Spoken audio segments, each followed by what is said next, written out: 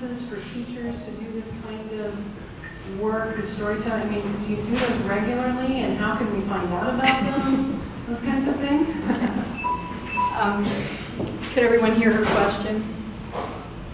No. Okay, her question was...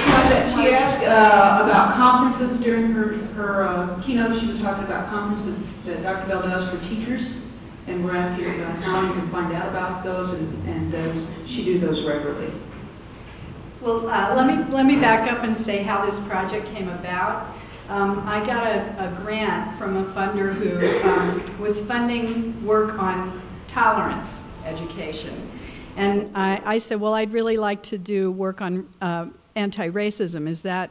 Does that fit under your tolerance rubric? And he said, yes, that would be okay. I could do that. So he gave me enough money that I was able to hire a group of artists, teachers, other academics, and undergraduate students to work with me. And my idea was, I had been wanting to work with artists because I loved the work in the Echoes of Brown project that Michelle Fine and her colleagues had done, the video book I mentioned that you can get at Teachers College Press.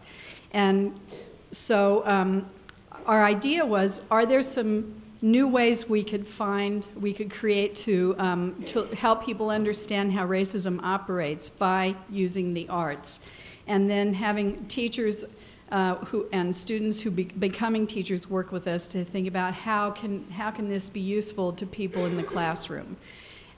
So we met for a year as a team. We met once a month for a full day, and in between we read, everybody contributed articles that we read. So we read things like Robin Kelly's books, and we read a lot of stuff. A lot of stuff on racism from psychology, history, anthropology, from a range of different fields. And then the artists would help us take what we were learning and talking about intellectually or in our heads and put it into our bodies. So we had a spoken word poet who worked with us, Roger Bonar-Agard, who's really a phenomenal poet. Kayhan Irani, who works with Theater of the Oppressed, and a theater artist, a young artist who did a one-woman show in New York about after 9/11, where she embodied people from various communities and the impact on their communities of 9/11.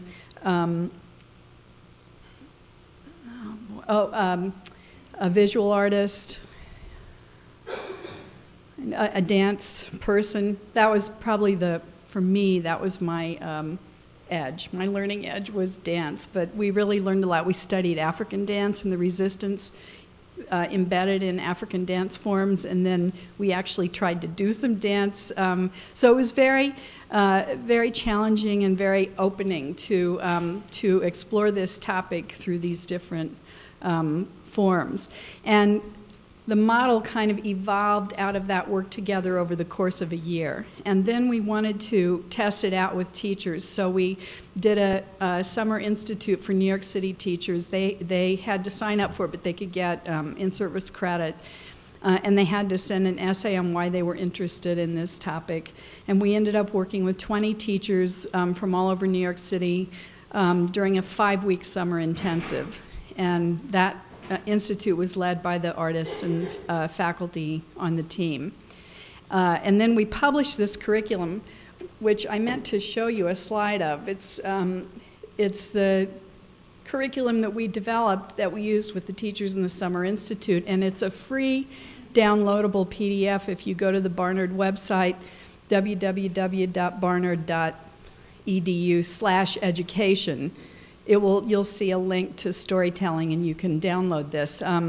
It's free, and you just have to give some demographics to sign up for it. But we've had close to 4,000 people around the country now have downloaded this and are using it in various forms. And I'm hoping to be able to hire a graduate student to work with me to kind of follow up and find out what people are doing with it. So, long answer to the question, I don't do institutes for teachers. That was the one I did. And then one more thing we did was we worked with, we hired some high school students as consultants who met with us and worked through the curriculum because we wanted to know how did this resonate for them. And they were saying, we need this so much, but nobody will talk about this stuff in our schools. And so then two of the teachers from the Summer Institute volunteered to teach the curriculum in their high school classrooms for a semester, and we followed that and videotaped and tracked that work. An article is published on that in Anthropology and Education Quarterly about what we learned from the high school students. So that's how it developed, and now the way it's used is however people out in the world are using it. I've done presentations at conferences around the country, and my own students use it in developing their curriculum for what they're teaching in their schools in New York City. But I'd love to work more with teachers, but that's what, yes? Yeah, it's www.barnard.edu/education. That'll take you to my program website, and then on there somewhere is a link to storytelling. Okay, Yeah. other questions? What issue of the Journal of Anthropology and Education was it? I don't remember. It's called, the title of the article is Flipping the Script. Flipping the Script. Anthropology and Education Quarterly. It was about 2001, maybe. I was wondering, I teach college success, and in there we use curriculum by Skip Downing, and a lot of it focuses on having students assess themselves, and really there's a portion of that curriculum that goes into the self-talk, you know, the narrative that runs through our heads, and you know, the stories that we maybe have inherited about who we are and what we're capable of, some of which our student panel talked about today. And some of us were thinking about how we might incorporate some of this storytelling into the college success curriculum. And I'm wondering if you could comment on, well, I think about this and I think about, well, what does it take for people to warm up to really tell their stories, especially the concealed ones. The stock ones are pretty easy to grab off the shelf and roll out. And because some of the concealed stories have vulnerabilities, you know, inherent in them. What has been your experience about the container that needs to be created, how long people might need to be with one another before they're ready to reach back and show some of those hidden stories? Mm-hmm. That's a great question, and that's why we emphasize so much. The very first step, the heart of the model, is creating a counter-storytelling community. And I don't have an easy answer for that. We actually had a lot of discussion in the creative team about putting this out in the world and how could we protect it from being misused. And, you know, you can't really, but I don't think you could, as you say, you cannot go deep. People will not talk about concealed stories if they don't feel safe enough to do so. And I don't mean safe. I'm not talking about creating a safe environment, because I think safe keeps us in our comfort zone. But safe enough that that everyone can step out onto a learning edge and really try and entertain new ideas and new emotions and new openings. That doesn't really answer your question. And I'm trying to think, maybe it's in here, there's a wonderful article that we read early on in the project.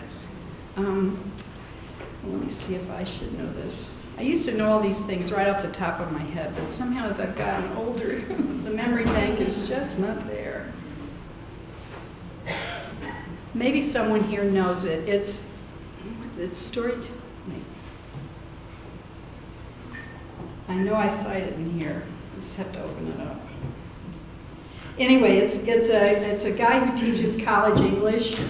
I believe he's Native American, Pomo, And he talks about using storytelling with 3 different groups of students. One, a group of students that's all Native students. One, a mixed group of students of color from different marginalized communities.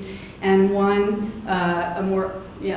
with white students included. And how storytelling is different depending on who's in the group, and what different safeguards he builds in depending on who's telling the story. So creating community is not generic. It depends on who the members are, what needs to be done to create this kind of safe space. And I think we often talk about creating community. I know this guidelines thing gets used in very superficial ways, but it's so deeply important that all I can say is I can't emphasize enough. If you want to go somewhere, you have to create a space where people can, within which people can travel to new places. Let me just look real quick and see if I can find his. Oh, jeez.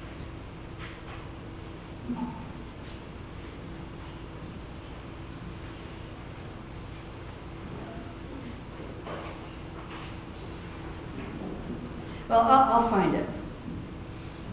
I will find it and make sure that I give it to you.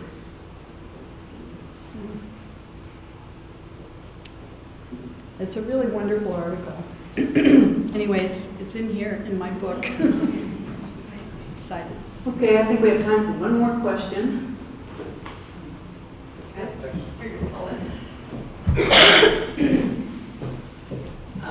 What is the copyright date of the book? 2011. 2011? Oh, so it's real recent. I was going to ask you if you have thought about or even developed or developed a means of measuring, you know, where you started and where you now are, or if there's been any growth in people as a result of storytelling. Excuse me, as a result of storytelling. So because I've seen a difference. You know, I've seen a difference from the time I came here to where we are now. And not that we're ever going to get perfect, you know, we're not going to get there. But I think things have really improved in many, many cases. And it's coming individually, you know, in hearts and minds. I mean, I'll just give you an example. I mean, when I first got here, I'd be followed around at Valley River, you know, just because I'm black, you know, just shopping, to be followed around by security. We were stopped because you're black, you know. But those things don't happen as much now.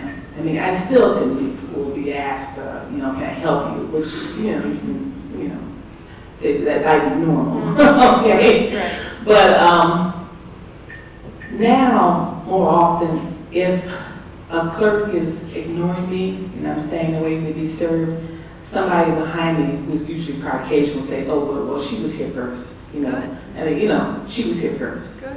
And I don't have to say anything. That happens more and more. So I think the atmosphere is changing a little bit for the better. So I was wondering if you had a way of measuring. Well, in terms of a way of measuring, as I said, the only thing I can, in terms of real numbers, are the number of people who've downloaded the curriculum, and a more qualitative measure of how my students use the model, both how I use it with them in terms of their own consciousness raising about what they know and what they need to know, and in terms of the tools they have for designing curriculum that engages the young people they teach as active agents in creating emerging transforming stories of their own. So, and I would say it's accessible, and I mean it makes sense in a way that people find it helpful, a helpful tool in grappling with complicated topics. On the other thing, I'm glad to hear that your experience is better. And I applaud when people intervene on behalf of other people when things happen, when discrimination is happening. I worry that in the current context where from the Supreme Court on down, there's all this talk about being in a post-racial world, that we are making it harder to raise up these issues when they need to be raised up, and creating a new kind of invisibilizing discourse that prevents us from really looking honestly at the ongoing problems that remain. So I think we should celebrate the progress where it happens, and yes, it's happening, and we have to keep fighting and being vigilant and keep resisting where it's not happening, because people's lives are at stake. Okay, well, let's thank Dr. Bell again, and then we go ahead.